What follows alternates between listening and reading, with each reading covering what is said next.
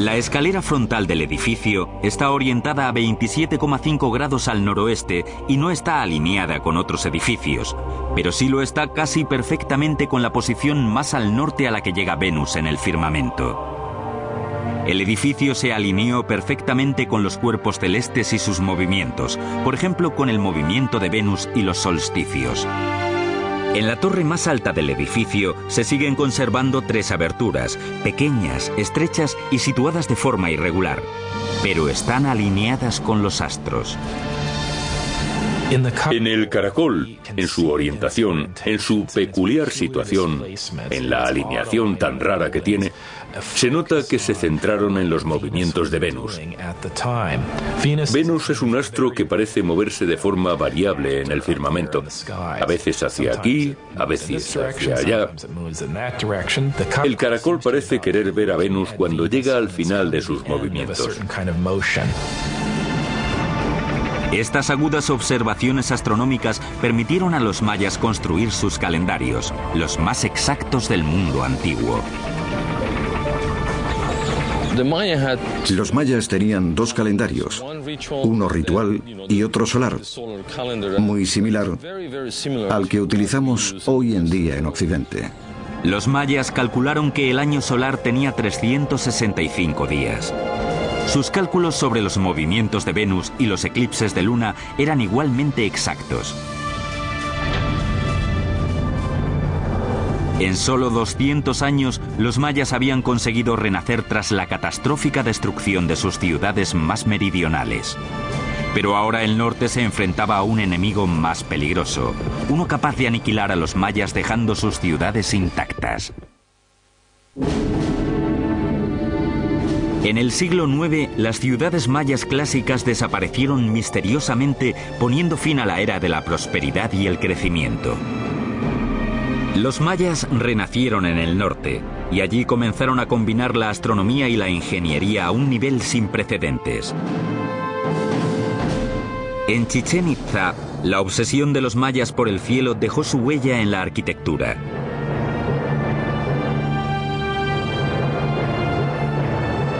La piedra angular de Chichén Itzá era el castillo, un edificio de 30 metros construido en el siglo IX o X. Sus 365 escalones equivalen a los días del calendario maya civil. Los 52 paneles de cada lado representaban los ciclos mayas de 52 años. Los 9 niveles escalonados representaban los 18 meses del calendario solar maya. Y el eje del templo estaba situado estratégicamente de forma que 2 veces al año el templo proyectara una sombra concreta. Un maya que mirase hacia el sector noroeste del castillo vería una balaustrada y una combinación de sombras y luz en esa parte, justo antes de la puesta de sol. Se formaban varios triángulos de luz. Al final de la balaustrada había una cabeza de serpiente tallada, una serpiente que bajaba de los cielos, que indicaba la llegada de la estación de las lluvias. Para los mayas, este fenómeno era la manifestación de la deidad Kukulcán, la serpiente emplumada. Los mayas consiguieron localizar los equinoccios, el día del año en el que el día y la noche duran lo mismo. Todos los años, el 21 de marzo, se ve descender a Kukulcán. Alrededor del castillo, los edificios civiles fueron adquiriendo una nueva característica. Se hicieron más espaciosos, con una plaza abierta, templos, mercados, un campo de juego y columnatas. La columnata no solo servía para los banquetes. Es posible que también pudiera entrar la gente normal, según cual fuera la celebración, para ser testigos de la llegada de los comerciantes, los mercaderes. Estas columnas redondas con apariencia griega o romana se utilizaban como soporte estructural y fueron toda una innovación en el mundo maya. La ventaja de una columna es que te permite crear techumbres planas. Ya no tienes que gastar energías en crear edificios de piedra con falsas bóvedas que podrían caerse. Las columnas tienen un diseño sencillo. Cilindros redondos colocados unos sobre otros y rellenados con escombros. En lo alto se colocaba una pieza cuadrada y a continuación techos planos de estuco y madera para crear grandes interiores cubiertos.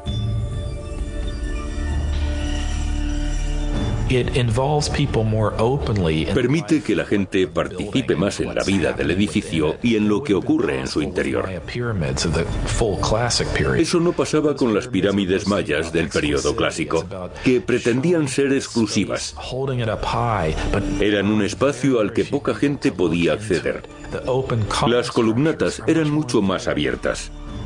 Pero la atmósfera acogedora no duró mucho. Tras más de 200 años dominando el Yucatán, Chichén Itzá se enfrentó a un destino similar al de sus vecinas del sur. Se desplomó misteriosamente. Cuando los españoles llegaron a las costas de la península del Yucatán en 1517, todos los grandes centros del mundo maya habían sido abandonados. Sin embargo, los restos de la civilización maya seguían viviendo en pequeñas aldeas y opusieron una dura resistencia a los conquistadores. Fue difícil conquistarlos, porque en lugar de capturar a un rey o a un emperador, como en el caso de los aztecas, tuvieron que ir conquistando cada pequeña aldea. Y cuando avanzaban hacia la siguiente, había una por detrás que se rebelaba. Los guerreros mayas mataron a miles de conquistadores, pero sus armas resultaron inútiles ante el más poderoso enemigo, la enfermedad. En solo 100 años, el 90% de los habitantes del Nuevo Mundo habían muerto. Los mayas supervivientes fueron perseguidos. Fray Diego de Landa había llegado desde España para convertir a los mayas al cristianismo e imponía sus enseñanzas religiosas por la fuerza. Diego de Landa era un joven idealista que llegó al Nuevo Mundo con la intención de salvar almas, de ganar conversos, para la que él consideraba la única fe verdadera. Pero los mayas no querían renunciar a sus creencias sin más.